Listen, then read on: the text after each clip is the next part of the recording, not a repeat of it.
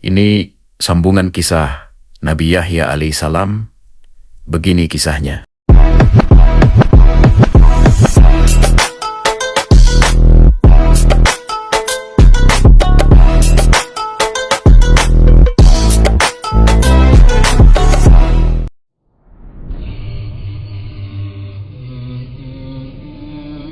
Nabi Yahya alaihissalam adalah putra Nabi Zakaria alaihissalam, seorang nabi yang dikenal sangat suci, tegas menjaga syariat, dan berani menegur penguasa zalim.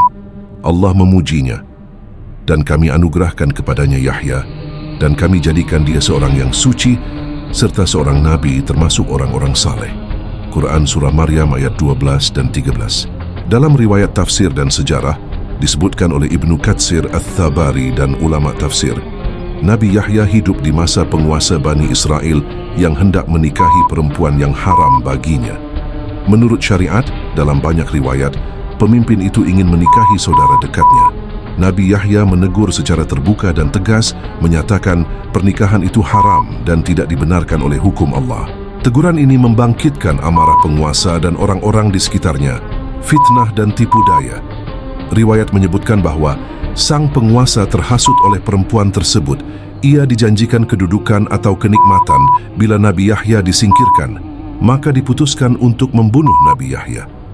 Keputusan itu bukan karena kesalahan Nabi Yahya, tetapi karena ia mempertahankan kebenaran. Dalam riwayat sejarah, bukan hadis sahih, Nabi Yahya ditangkap, lalu dibunuh secara zalim. Kepalanya kemudian dipersembahkan kepada penguasa. Sebagai bukti, Al-Quran tidak merinci cara pembunuhan, namun menegaskan kezalimannya. Dan mereka membunuh para nabi tanpa alasan yang benar. Quran Surat Al-Baqarah ayat 61.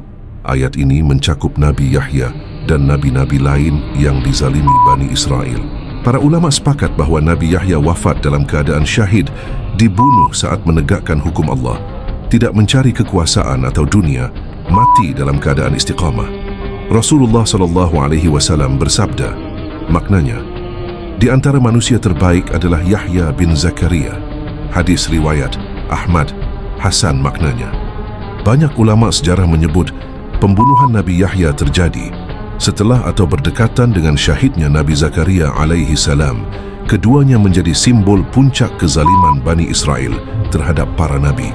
Hikmah besar dari kisah ini: kebenaran tidak mati meski pembawanya telah pergi. Pedang hanya memutus leher, namun tidak pernah mampu memutus hujjah.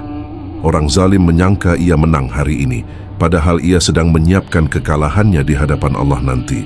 Dan ketahuilah, darah kebenaran adalah saksi paling jujur dan suci bahwa diam di hadapan kezaliman adalah awal dari runtuhnya nurani. Jangan engkau ukur kebenaran dengan jumlah pengikutnya, tetapi ukur dirimu dengan keberanian menegakkannya. Kesabaran bukan menunggu tanpa luka.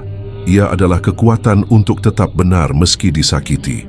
Jangan cintai dunia lebih dari kebenaran, karena dunia akan pergi, sedangkan kebenaran akan tetap menjadi saksi.